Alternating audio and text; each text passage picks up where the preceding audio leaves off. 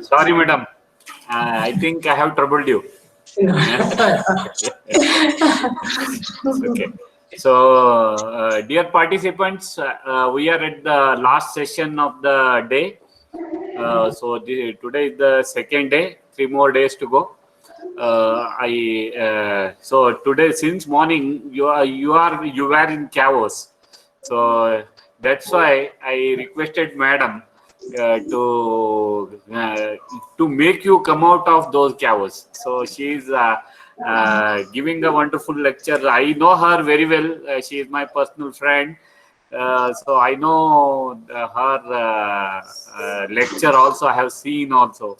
So I am confident that she will definitely bring you out of the chaos.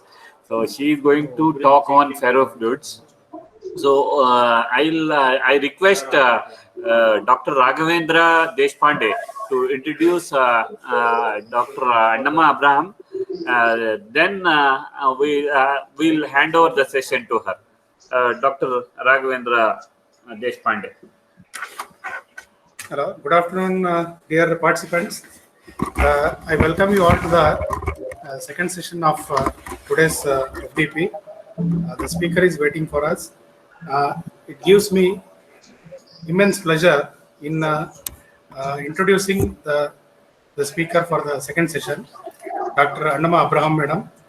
She has completed her BSc from Mount Carmel College, MSc from Central College, Bangalore University, and PhD from Central College, Bangalore University. She has held various positions as head of the Department of Mathematics in Bishop Cotton Women's College, then Professor, Department of Mathematics in RV College of Engineering, and also Vice Principal and Professor, Department of Mathematics, BMS Institute of Technology. Presently, she is working as Professor and HOD, Department of Mathematics in BMS Institute of Technology and Management. And she has various membership, professional membership to her credit.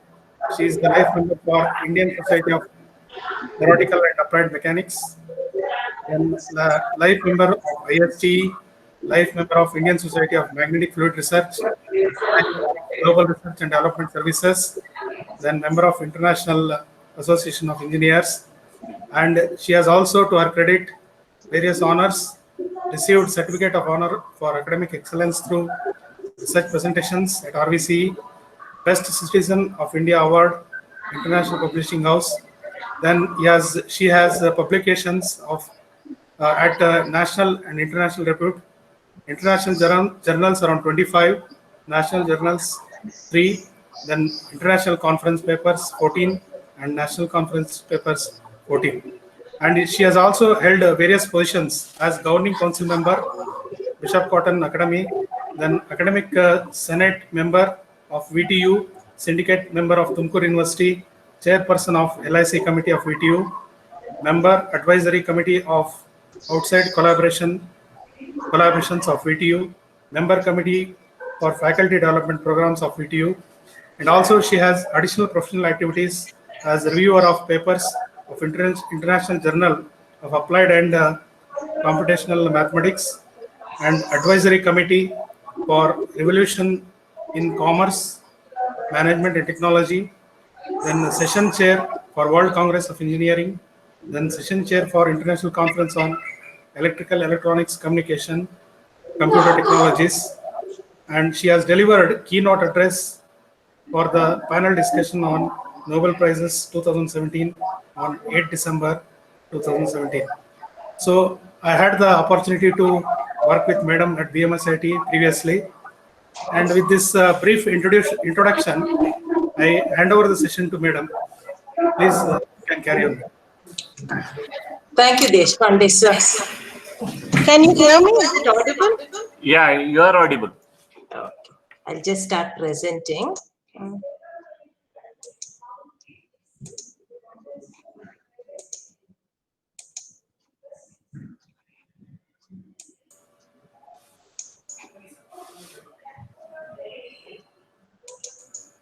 The screen is clear? Yeah, clear. So, good afternoon to everyone present. Today, the topic is a much lighter topic. Very often we do lots of research work without knowing what their actual applications are, what is its relevance. So today I decided I'll take up ferrofluids. That was my area of research. And what is the applications? I have not worked on any of the applications that I'm going to present. The applications that I'm going to refer to is work done by others. I've Googled it and I've taken applications that I found relevant to share with you all. Especially there's one application which I've referred to work by Dr. Andrew Alexander Nassif, where he talks about ferromagnetic use for magnetic drug targeting. Okay, so that I have modeled a little bit and explained. The reason why I thought the session is could be meaningful is very often we do not understand the significance of what we're doing. What is its actual significance in reality? So this is just to help us understand, appreciate what is a ferrofluid, where is it used, how is actually the modeling done in actual experiments. Okay, so that is the aim of this presentation. Okay, so we'll start with what is the history of ferrofluids. Okay, it was invented in 1963 by NASA Steve Parple. The reason why it was invented is to study the control of liquids in space. Okay, so it was basically for fluid studies in space. So what is a ferrofluid? Okay, ferrofluid is a unique material. It acts like a magnetic solid and like a liquid. Okay. When we talk about a ferrofluid, why can't we've all come across magnetic materials. But one thing about magnetic materials, magnetic materials are always solids in nature. Okay. We do not come across any liquid magnetic materials in nature. So to have a magnetic material, which is a liquid, it had to be synthesized or made. So this is created. It does not occur in nature. It is created. It is a unique material in that it acts both like a magnetic solid and like a liquid.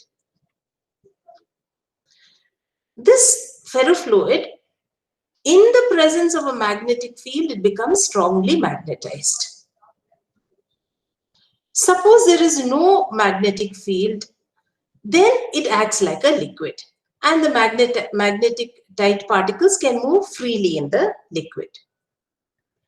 But when there is a magnet nearby, the particles are temporarily magnetized. Okay, so if you take, this is just a diagram, picture of it.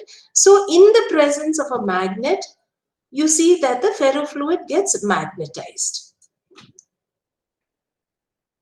And it then behaves more like a solid. Okay, what is the composition of a ferrofluid? Okay. The ferrofluid is composed of three fundamental components. There is the magnetic particles, there is the surfactant, and there is the carrier liquid.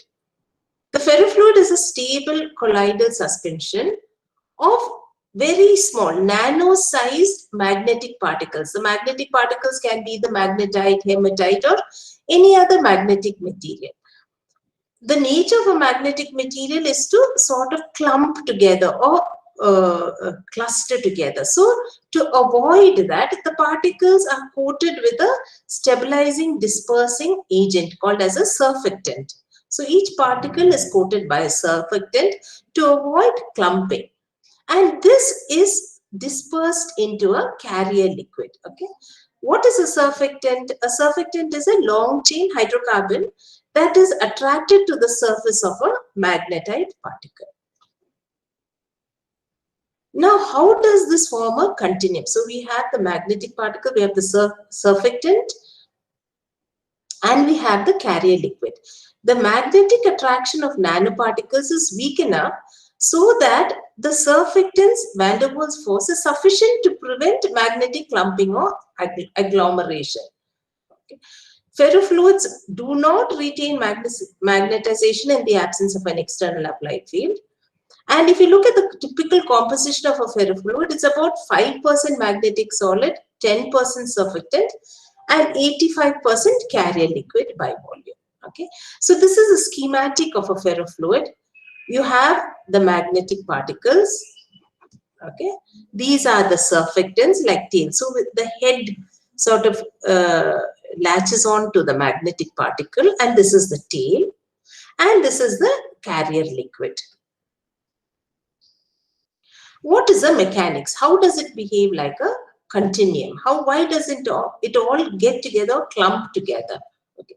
Small magnetic particles are held in colloidal suspension due to interparticle electrostatic repulsion. Okay, I'll show you in the next picture. Why do these particles have this electrostatic repulsion? Because naturally magnetic particles are supposed to attract each other and form a clump. So why do they not form this clump? This is because of interparticle electrostatic repulsion. Okay. How this is brought about? By the attraction of the hydroxide anion to the magnetite particle, which in turn attracts the positive tetramethyl ammonium cations. If you look at this figure, so we have the magnetite particles. You have tetramethyl ammonium cation, all the positive particles, and these heads. Heads are the hydroxide anion. This latches on to the magnetite.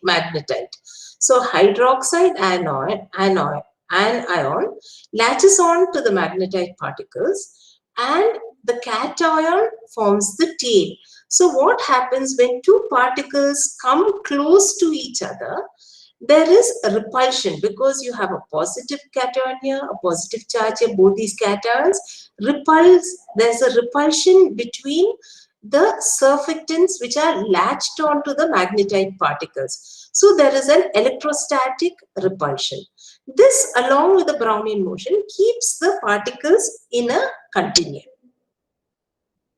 Okay. What are some of the properties of ferrofluids? First thing, it is biocompatible. Okay. It responds to an external magnetic field. The reason why I'm listing out these properties are, these properties is what enables us to have a large number of applications for it. Okay. External controllability of transportation and movements inside biological objects. So these ferrofluids, we are able to control its transport or its movement through an external magnetic field. Okay.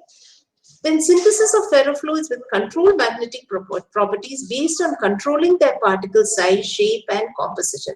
Depending on what is the application I want to use it for, I am able to control its magnetic properties based on its size, shape, composition, etc. Ferrofluids are so going through it again, they are colloidal suspension materials with properties of more than one state of matter. They behave both as a solid metal and a liquid. The ability to change phases is with the application of a magnetic field. Okay? And this allows them to be used as seals, lubricants, and applications in electromechanical systems, especially nano-electromechanical systems. Okay, so the first application we are going to look for of ferrofluids is a mechanical seal. Okay, what is a mechanical seal? It is a device that helps join systems or mechanisms together by preventing leakage. Example, in a pumping system containing pressure, or excluding contamination. So a seal sort of keeps what has to be kept in as it is, or things that have to be kept out is kept out. Okay, so it prevents leakage or it excludes contamination. The effectiveness of a seal is dependent on addition in the case of sealants and compression in the case of gaskets. Okay, so this is the figure of a seal. If you look at the seal, you have the housing is here. These are your magnetic pieces, so you have your pole pieces. This small black region is the ferrofluid O-ring. You have your flux, and this is the shaft, and again this is your magnet. Okay, so this is another view of it. You have your magnet, you have your magnetic fluid seal here. Another common application that we have heard is about loudspeakers. Okay? Ferrofluids from 1973 have been used in loudspeakers to remove heat from the voice coil and to passively damp the movement of the cone. Okay? Since ferrofluids obey Curie's law and thus become less magnetic at higher temperatures, a strong magnet placed near the voice coil will attract cold ferrofluid more than hot ferrofluid, thus pulling the heated ferrofluid away from the electric voice coil and towards a heat sink. So basically it is used in loudspeakers for cooling. So this is the image. You have, these are the magnets.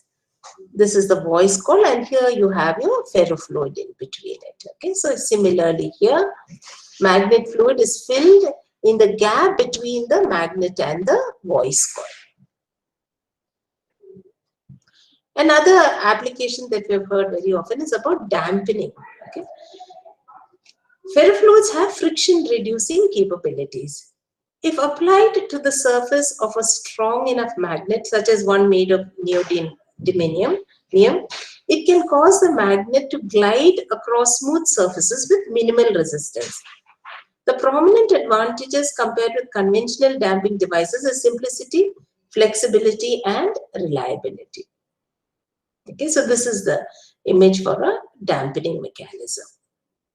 This is an internal damper in shock absorbers and stepper motors. Okay, so you have this housing, a non-magnetic housing, and your magnetic or ferrofluid is here within this non-magnetic housing.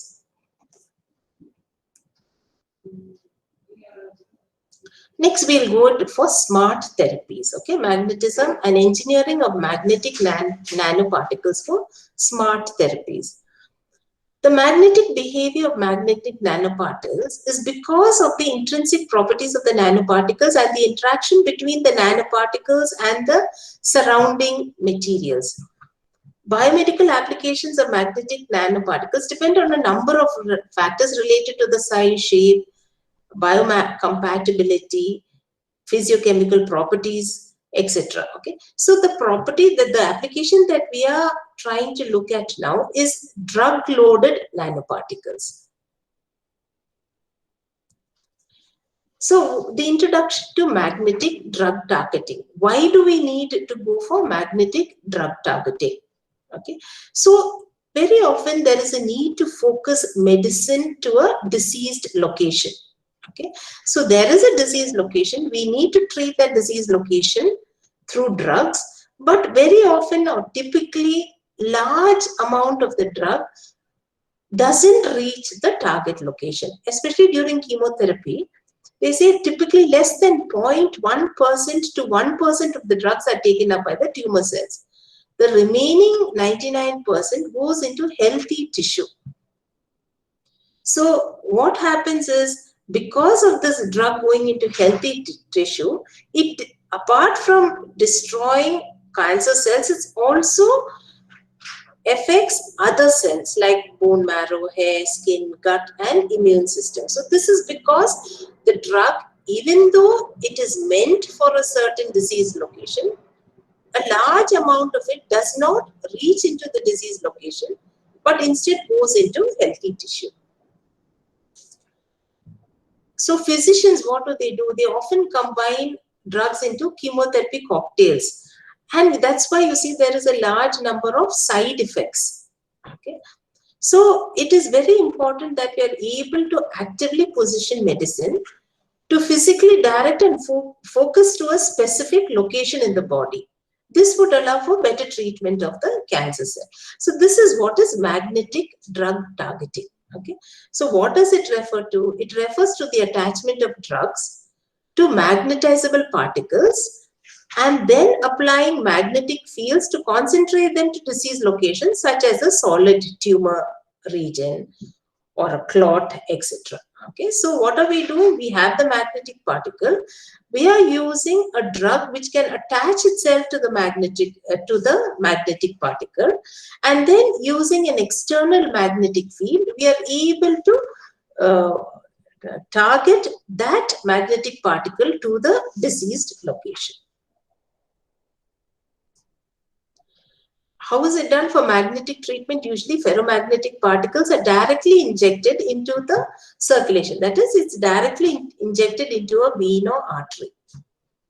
Particles so injected will circulate through the blood vasculatures, the blood system, as the applied magnetic field is used to attempt confinement at target location. So the ferromagnetic particle along with the drug is injected into the vein or artery, and it will circulate. And then when we apply a magnetic field, we can sort of attempt to confine it to the target location. Depending on the vessel into which the particles are injected, whether it's a vein or artery, the magnetic drug targeting will occur before. There are two kinds of passes. The first pass is before it enters the liver, passes through the liver, or it is after it passes through the liver, lung, and heart. Magnetic fields, much more than light or electric fields or ultrasound, are desirable for directing these medicines inside patients because they can penetrate deep into the body and are routinely applied. So it does not harm the body. By using magnetic fields in the body, it does not harm the body because this is used regularly in magnetic resonance imaging, and it is considered safe, even up to very high strengths like 8 Tesla in adults or 4 Tesla in children. In contrast, light and ultrasound have limited tissue penetration depths, while strong electric fields are able to damage the cells. Challenges with magnetic drug targeting. Okay, the depth, precision, and utility of magnetic targeting has been limited by particle, material, and surface properties. Okay, understanding. Actually, now we are going on to actually modeling and seeing what are the issues when we model, or actually the maths involved in magnetic drug targeting. So we have to understand how various particle parameters impact ferrofluid transport. Real-time and sensitive measurements of nanoparticle distributions in vivo. In vivo is in actual experiments, live experiments is challenging. Even in small animals where depth of imaging is less of an issue and has made it difficult to collect sufficient data to adequately validate models of ferrofluid transport. So there are challenges involved with this work. What is the physics behind magnetic drug targeting? Okay. First thing is, magnetic nanoparticles are small. Okay, the minute we say they're nanoparticles, they are small. Hence, even under strong magnetic fields, they will experience only small forces. So that is the first thing we need to remember. Okay. Then magnetic strengths have ranged from 70 millitesla to 2.2 Tesla, and corresponding gradients are 0.03 Tesla per minute per meter, etc. That reflect magnet cost, complexity, safety, ease of use versus desired depth of targeting. So there is a trade-off between what we use to the depth of targeting. In 1996 human trials, for that 0.2 to 0.8 Tesla permanent magnets were used to target 100 nanometer diameter particles to 5 centimeter depths. Targeting depths of up to 12 centimeters have been reported in animal experiments using larger 500 nanometers to 5 micrometer diameter particles and a 0.5 Tesla permanent magnet. Both permanent and electromagnetic designs can be optimized to extend magnetic fields and gradients further out to increase the depth of magnetic forces. Okay. So what we realize is that there is a challenge. The challenge is to what extent or the depth of targeting is a challenge. Okay. Because of the magnetic strengths that we can use and the size of the magnetic particle. Precise manipulation of a fluid is more difficult than control of a single object. When we are talking of a fluid of nanoparticles of ferrofluid, it is not one particle. It is many particles. So manipulation is much more difficult than controlling a single object. In previous trials, in the presence of a magnetic field, what happened is the body drew in and concentrated particle to the shallow breast region, head, neck, and brain tumors. There's no dynamic magnetic control, and the magnets accumulated the particles to targets beneath the skin or skull. Implantation of magnets or magnetic material into patients, such as within blood vessel walls, has been suggested as a way of reaching deeper tissue. So this is one of the proposals for the challenge. The challenge that is faced is depth of targeting. So to overcome that, a suggestion is maybe we can implant magnets or magnetic material into patients.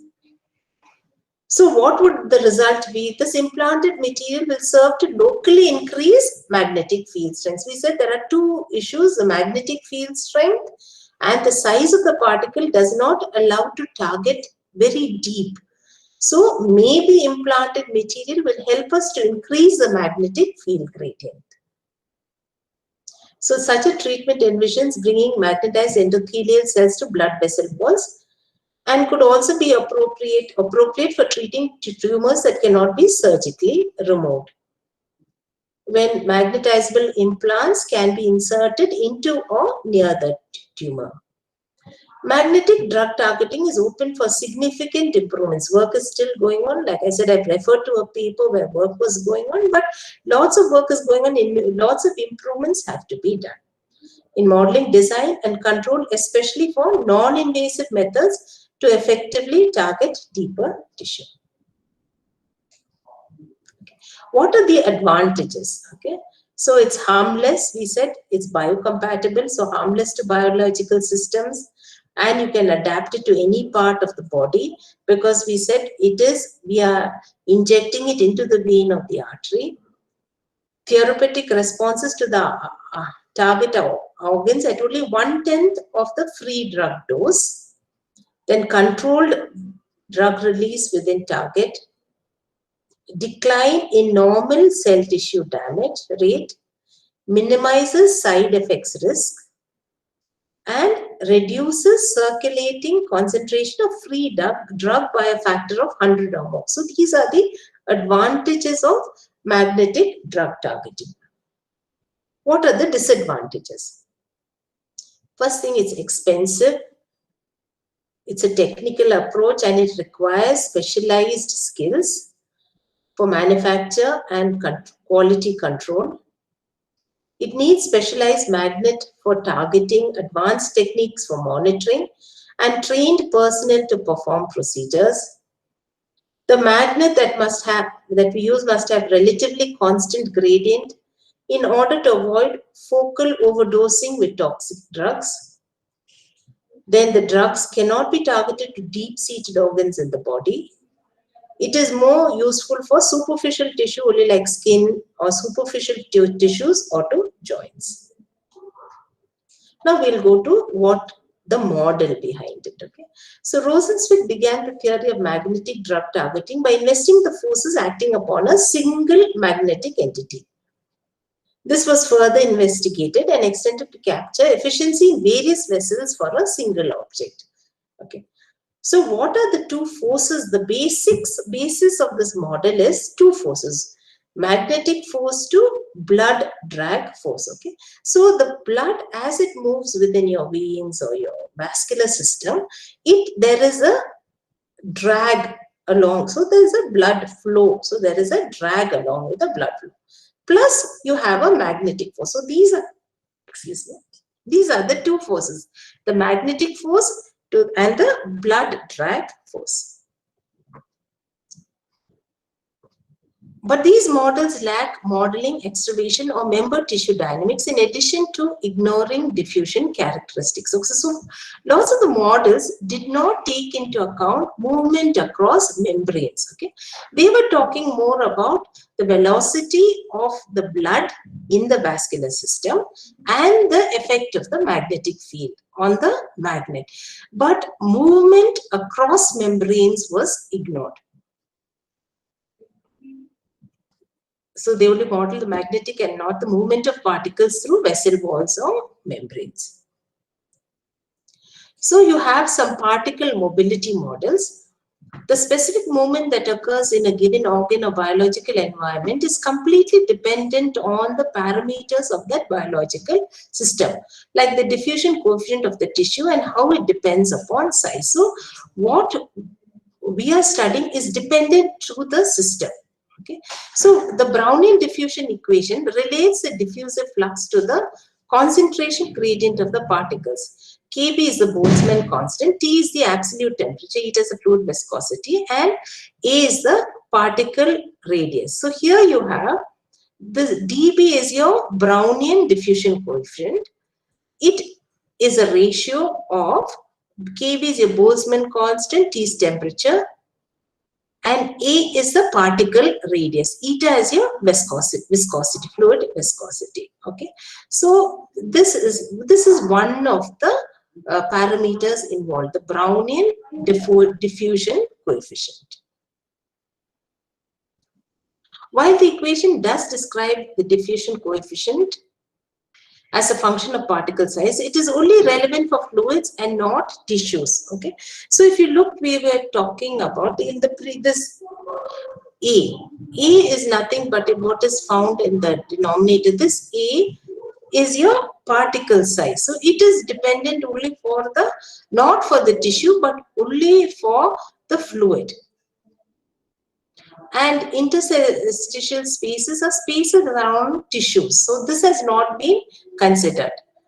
The size dependence of the diffusion of particles to tissues is not a simple inverse relation. So diffusion through tissues is not just, you cannot take this the reciprocal, but it is consistent with cutoff thresholds.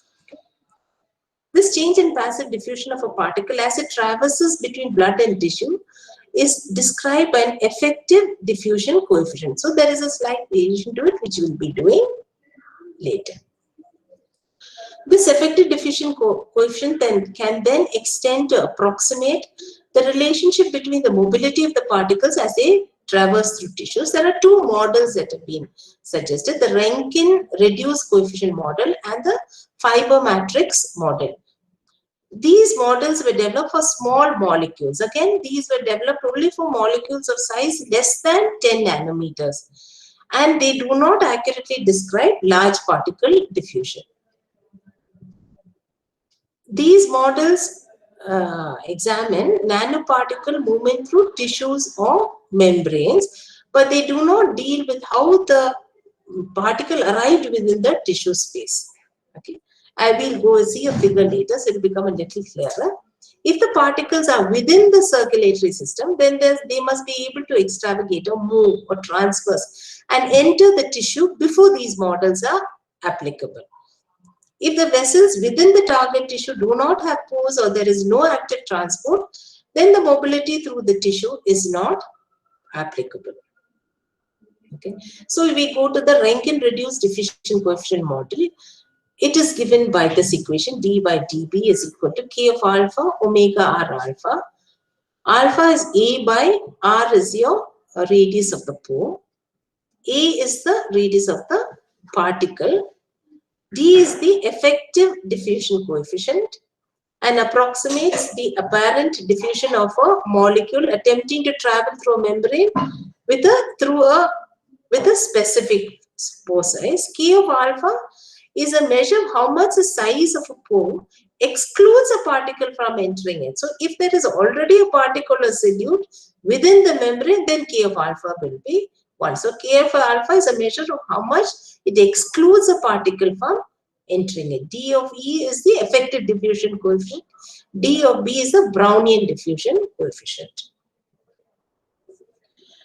Omega r of alpha is a measure of the movement once a particle is within a membrane spore, and accounts for the increase in hydrodynamic drag as a particle moves through the membrane. These equations are consistent with measurements made by Beck and Schulz, who constructed the membrane sheets with well-defined pore sizes and near unit 1 torsidy.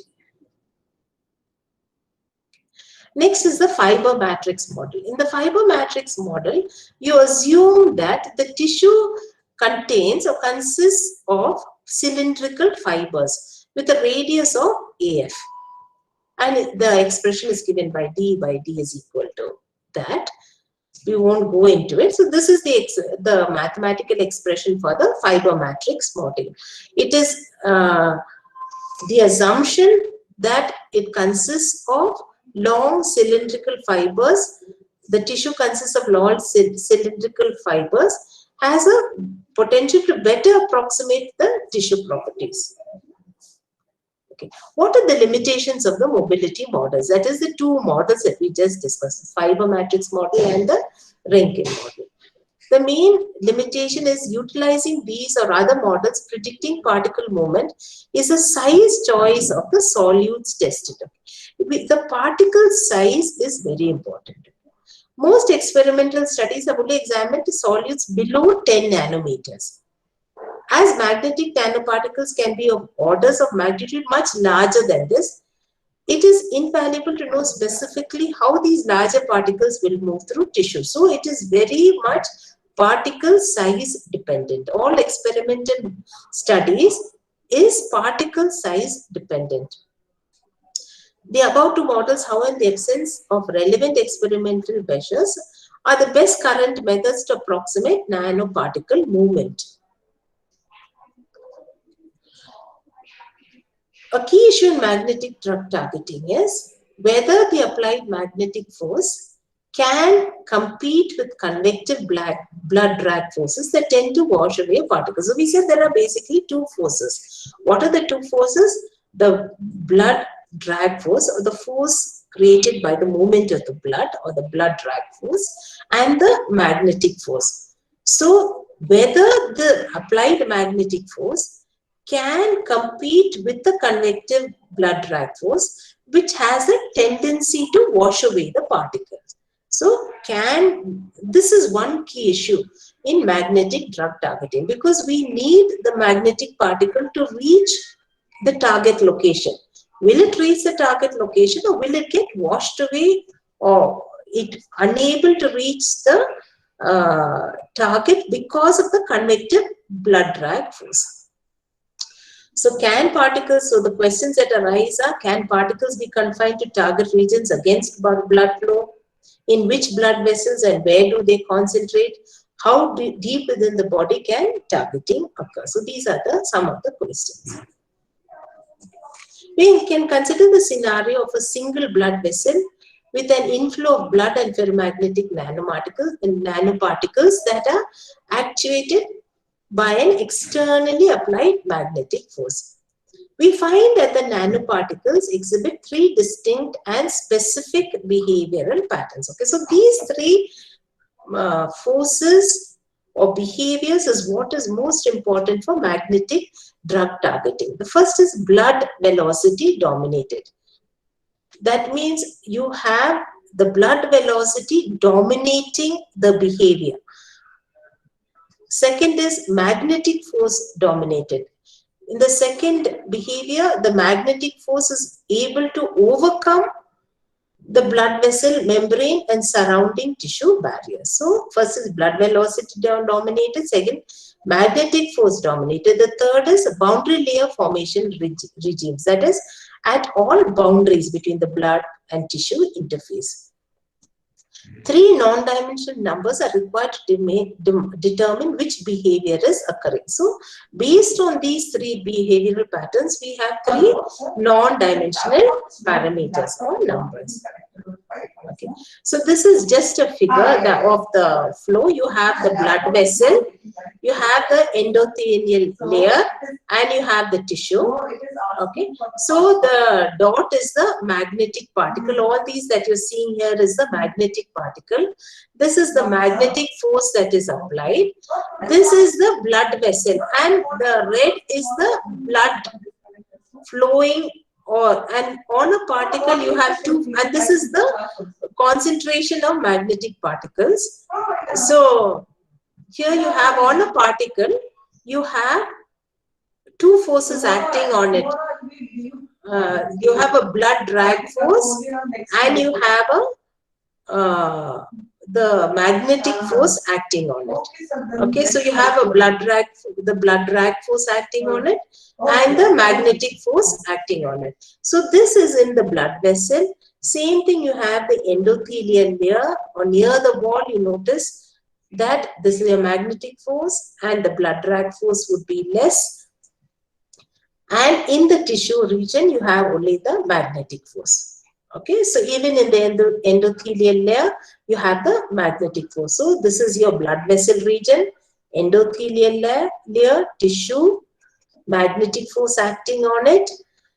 These black dots are your magnetic particles. Within the blood vessel, you have both the two forces acting on it, the magnetic force and the blood drag force. Closer to the wall, you have the magnetic force, and the blood drag force being minimum. Within the endothelial layer and the tissue, you have only the magnetic force.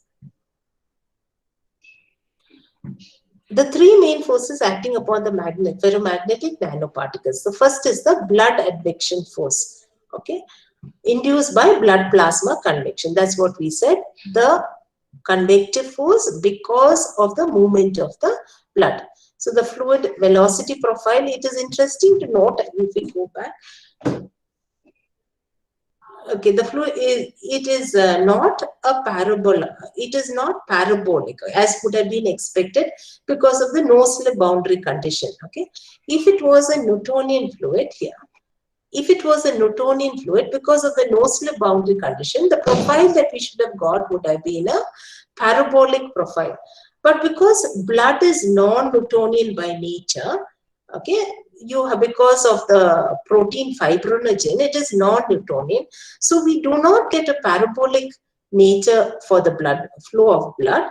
What we get is something known as a plug flow or a blunted flow profile. If you look at it, it is not a parabolic flow, but it is a blunted flow profile or a plug flow. This is because blood is non-Newtonian. It is non-Newtonian in nature. If it was Newtonian, we would have got a parabolic profile. The second force is the magnetic drift. This is, of course, because of the magnetic field.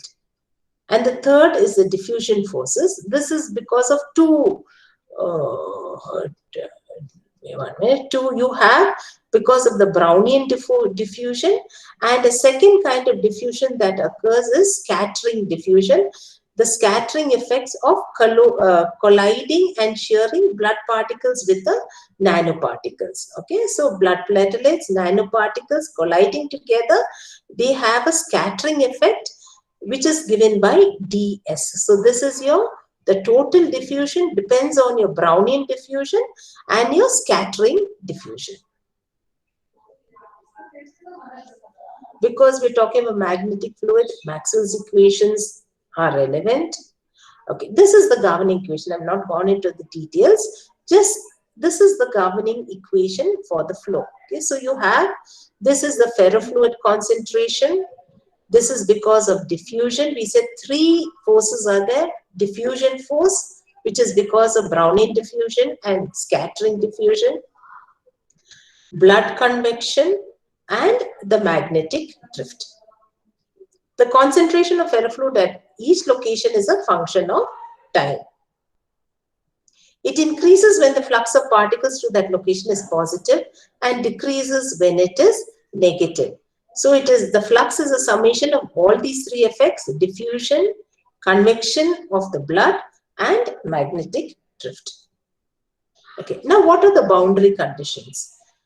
At the blood flow inlet, a constant concentration of magnetic particles is imposed. Okay, so that is one of your boundary conditions. We assume a constant concentration of magnetic particles. If you looked at it, remember the figure? Yeah, this is your magnetic particle concentration at the start of the blood vessel. Okay, so that is one of the boundary conditions. At all external boundaries of the tissue vessel system, the normal diffusive flux is set to 0, enforcing the requirement that the total flux at those boundaries is exactly the convective flux, so that the ferrofluid correctly converts out of the vessel outlet with the blood flow. So at all the external boundaries of the tissue vessel system, the normal diffusive flux is set to 0. Then the interior boundaries between the vessel and endothelial layer and the endothelial layer and tissue satisfy two conditions. The ferrofluid concentration is continuous across each interface. No concentration discontinuities are there. And the ferrofluid that leaves one domain enters another. No ferrofluid is lost or created. So when we are moving between the blood vessel to the endothelial layer to the tissue layer, no ferrofluid gets lost. So whatever leaves one region enters the other region, and there is no discontinuity between the various regions. This I'll go through fast. The equations are non-dimensionalized using these expressions. Okay.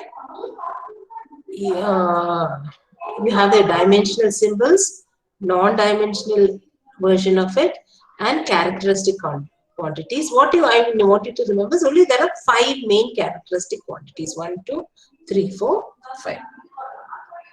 Okay, so the 5 essential dimensional variables, these reduce to just 2 non-dimensional numbers. Okay, so what we need to study is mainly 2 non-dimensional numbers. They are the magnetic Richardson number and the mass Peclet number. Okay, so all your dimensional variables can be studied, or its effect can be studied by studying 2 non-dimensional numbers, the magnetic Richardson number and the mass Peclet number. The third non-dimensional number is the Rankine reduced diffusion coefficient of the endothelial membrane of the tissue. Remember, we said initial studies did not take into account the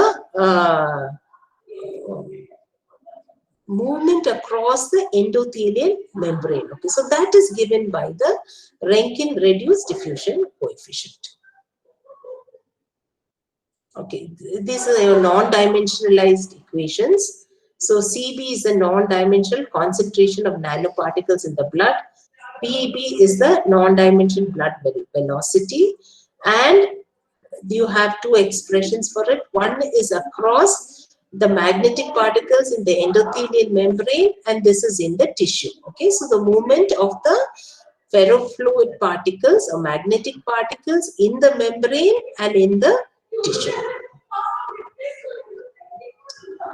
Okay, this I'm going through. See, whenever we're doing a study, there has to be some range of parameters. So this is just to give you an idea of what are the range of the parameters used. Okay, so magnetic nanoparticles are between 1 nanometer and 1 micrometer.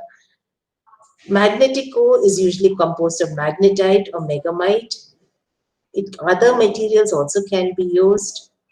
For actual studies or in vivo studies, ranges from 10 nanometers to 5 micrometers, or these are called large carriers, these are small carriers. Large particles benefit from not passing through normal capillaries, where the pore cutoff size is approximately 60 nanometers. Okay, the magnetic field applied is between 10 microtesla to 1.5 Tesla, whereas animal trials, it goes from 0.1 Tesla to 1.5 Tesla. The Food and Drug Administration has approved strengths you can use up to 8 Tesla.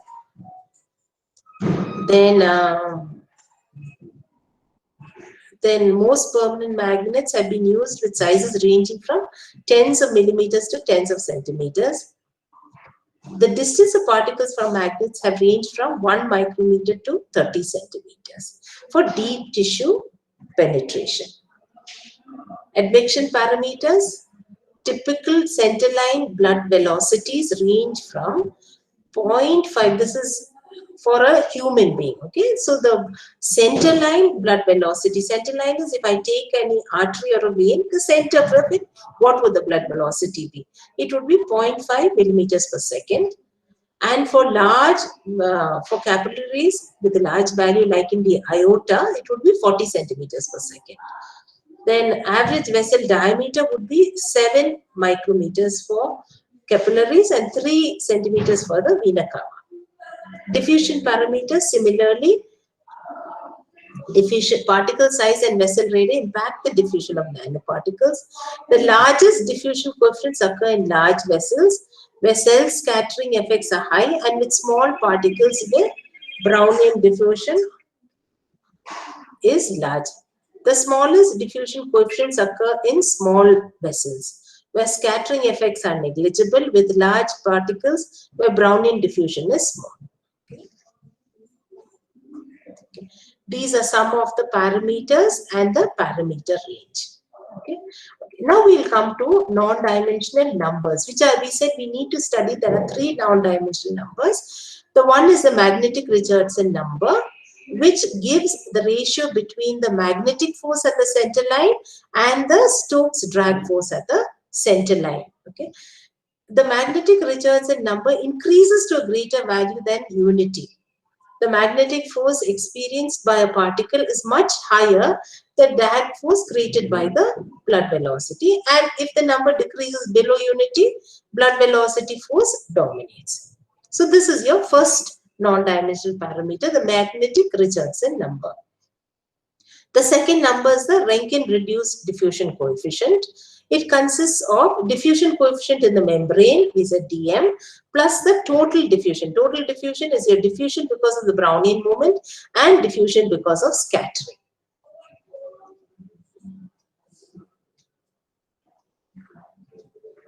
If as this ratio decreases towards 0, the ferrofluid increasingly remains within the blood vessel. As the ratio increases towards 1, the ferrofluid begins to leave the vessel and enters the membrane, as can be seen from the equation itself. Okay. When this ratio is 1, the ferrofluid behaves as if the vessel does not have a wall. We'll go on to the next number, the mass Peclet number. This Peclet number, it is the expression is given: blood vessel width, maximum blood velocity divided by the total diffusion coefficient of particles. When this number is greater than unity, then particle convection occurs much faster than diffusion across the blood vessel width. So if you look at this figure, what has been done is magnetic force dominated cases shown. Okay, so the magnetic force dominated holes, they have taken it for 3 different cases. Early, when it's 0.03 seconds, or 0.3 seconds in the middle time, or at infinity in a steady state. What we see that particles are pulled toward the magnet and go through the bottom of the tissue, resulting in a constant concentration. If you look here, okay, there is a constant concentration. Here the tissue diffusion is said to equal the diffusion in the endothelial membrane. This is velocity dominated. The previous one was magnetic force dominated. We said we are basically interested in the 2 forces, the magnetic force dominated and the velocity dominated. Okay, so velocity dominated shows a cross-sectional concentration of magnetic nanoparticles for 3 times, 0.03 seconds, 18 seconds and infinity, or at the equilibrium or steady state. What do we see? Particles are washed out before they generate significant boundary layer along the vessel wall. At long times, diffusion equilibrates the concentration between tissue and blood. Here the tissue or the Rankine number is set to 10 times diffusion, which means it's that 10 times is easy for particles to diffuse the tissue than through the endothelial membrane. the magnetic dominated region. Okay, so here you will see that magnetic nanoparticles, you have three. The magnetic dominated region given by this blue line. This is the boundary region. And you have the magnetic Richardson number, the Rankine reduced diffusion coefficient. And the behavioral dependence upon the mass Peclet number. As the if you have Peclet number is 333, here it's 100 and 33. Okay. What do we notice as the Peclet number decreases? The delineation between the behavior type shifts to the right to a larger magnetic Richardson number. So you see it keeps shifting to the right. As the Peclet number increases, it keeps shifting towards the right to larger magnetic Richardson number. In addition, at lower mass Peclet number, the magnetic dominant region moves towards a lower Rankine reduced diffusion coefficient. Okay, what is the conclusion? Okay, by mapping the non-dimensional parameters to the fundamental behaviors, we developed a method to predict the nanoparticle behavior of any experimental condition. So what are actually here we studied only the two things. What was considered? The velocity of the blood flow drag, magnetic force, and even the membrane, passing through the membrane. Okay. But there are additional features that can be considered, such as pulsatile blood flow, curved blood vessels, particle agglomeration, and skin boundary conditions, which are not included. Except for the effect of skin, which can significantly distort the ferrofluid concentration profile for blood vessels very near it, it is found that none of the other effects make a substantial difference. An in-depth analysis of how magnetic nanoparticles are transported within a biological environment was shown. The transport is complex, and thus examining only the magnetic forces versus blood flow velocities led to an incorrect assessment of nanoparticle targetability. It is therefore necessary to include diffusion and profiles of the blood flow. It offers a framework to begin to understand nanoparticle transport in a generic biological system. So what is the summary from all this? Okay, magnetic drug targeting is an efficient and novel approach of drug targeting. Larger amounts of free circulating drug can be replaced by smaller amounts of magnetically targeted drug. More research, long-term toxicity study, and characterization will ensure the improvement of magnetic drug delivery. It is a challenging area of research with lots of future scope. These are some of the references used. Thank you.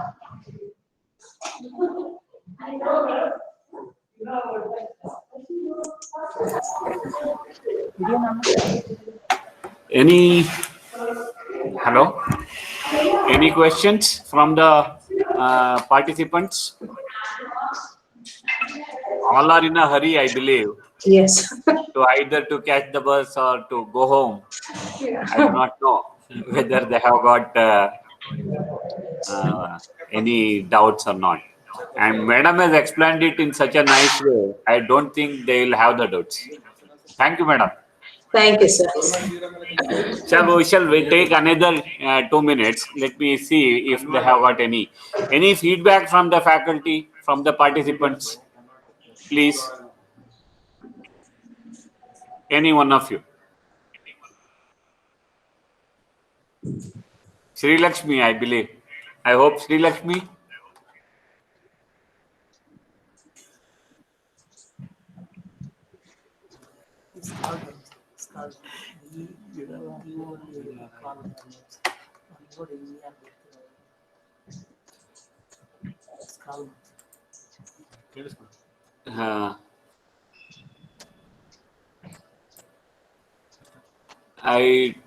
I don't think